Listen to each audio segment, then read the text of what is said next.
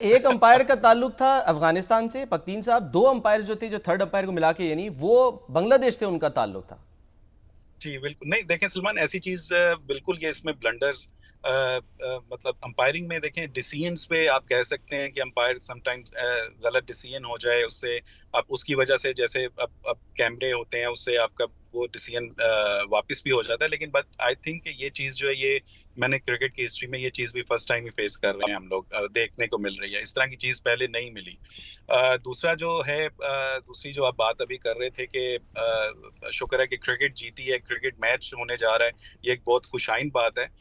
लेकिन अब देखना ये होगा कि आया कि हमने जो हमारा स्टांस था हम्म। कि जो आप मैच रेफरी को हटाएं, आया वो स्टांस ये था कि एशिया कप से वो उसको बाहर करें, या सिर्फ पाकिस्तान के जो मैचेस हैं वो उसको सुपरवाइज नहीं करेगा। अब ये मुझे इस चीज का पता नहीं है कि ये हमारा स्टांस एक्चुअल में था क्या। अगर ये बाद में जब अभी प्रेस कॉन्फ्रेंस होगी हमारे चेयरमैन साहब की, तो फिर चीजें सारी सामने आएंगी। हम्म। लेकिन देखें, इट्स अ जेंटलमैन गेम। ये जो भी एपिसोड हुआ है सलमान, मैं समझता हूँ कि ये एक क्रिकेट हिस्ट्री में इस तरह की चीज नहीं हुई। ये स्याह धब्बा है जो कि इंडिया के प्लेयर्स और इंडियन क्रिकेट बोर्ड के ऊपर लगा है।